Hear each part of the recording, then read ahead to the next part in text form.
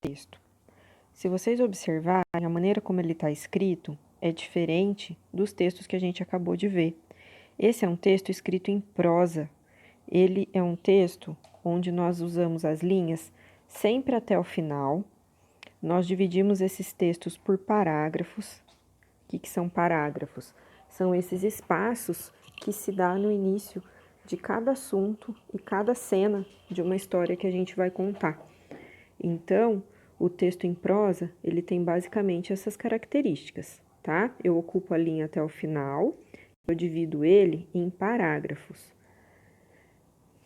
Olha um texto ao lado do outro. Dá para perceber a diferença entre eles? Reparem como cada um é escrito. Olhando assim fica mais fácil, né? Bem mais fácil para entender. Então, eu tenho aí a Raposa e a Cegonha, que é um texto escrito em prosa, e eu tenho o Leão e o Rato, que é um texto escrito em verso.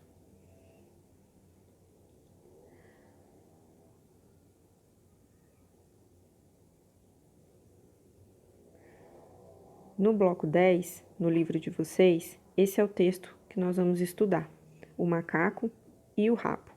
Se vocês perceberem, no texto que eu coloquei aqui, eu numerei para vocês saberem quantos parágrafos tem esse texto. Então, como é que eu conto o parágrafo?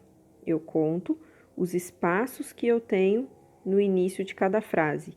Se eu dei espaço, eu tenho um parágrafo. Se eu não tenho um espaço, eu não tenho um parágrafo, tá? A linha, ela sempre continua a escrita até o próximo parágrafo, ok? Deu para entender? Olha esse primeiro parágrafo do texto O Macaco e o Rabo. Um macaco, uma vez, pensou em fazer fortuna. Para isso, foi se colocar por onde tinha de passar um carreiro com seu carro. O macaco estendeu o rabo pela estrada por onde deviam passar as rodas do carro. O carreiro, vendo isso, disse: Olha a próxima linha. Eu tenho um outro espaço. Então, o meu parágrafo aqui, inicial, ele termina na palavrinha disse, 2 pontos, e o meu próximo parágrafo começa com o travessão e a palavrinha macaco. Deu para entender? Esse é um trechinho que eu tirei lá do livro de vocês, que eu quero que vocês leiam com muita atenção. Se ficou alguma dúvida, volte, assista novamente.